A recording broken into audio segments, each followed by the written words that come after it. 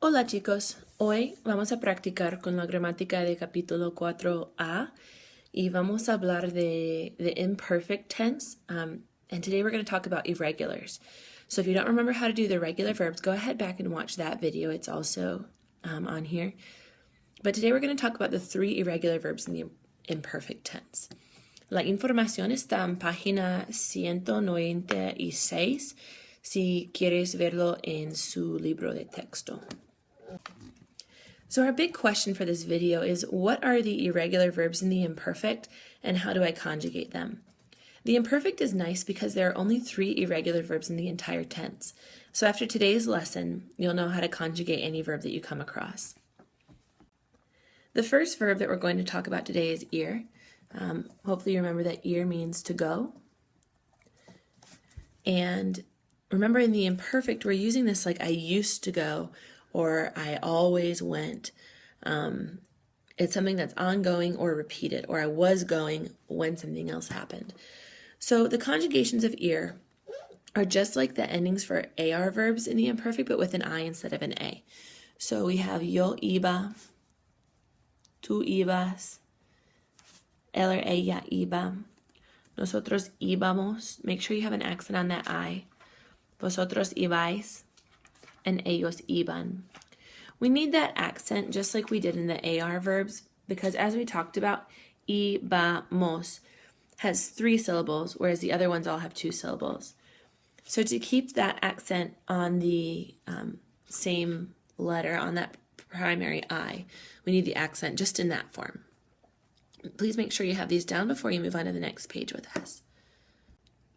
The second irregular verb that we're going to talk about today is the verb ser. Remember, ser means to be, and it's a more permanent to be. We use estar for more temporary. And when we conjugate ser, this is probably the weirdest one.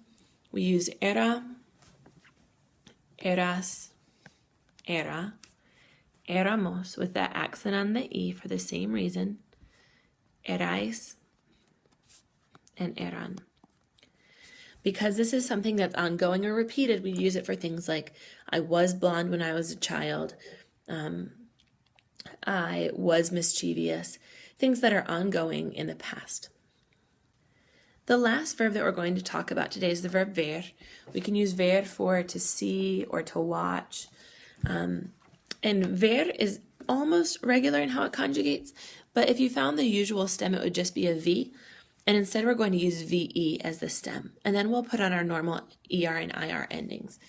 Remember that there are accents on all of these to give each vowel their own sound. So while there are a lot of vowels in the row, they all get their own sound. Veía, veías, veía, veíamos, veíais, and veían. Please make sure that you have these copied down, and then we'll just move back and answer the question together. So the big question for today was, what are the irregular verbs in the imperfect tense, and how do I conjugate them?